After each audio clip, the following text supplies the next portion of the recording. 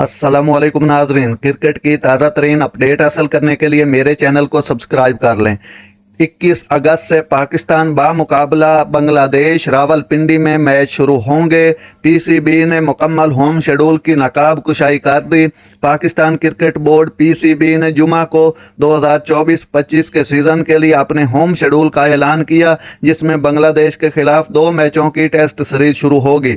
इसका आगाज 21 अगस्त से रावलपिंडी में होगा, जबकि टाइगर के खिलाफ कराची में खेला जाने वाला दूसरा टेस्ट 30 अगस्त से शुरू होगा।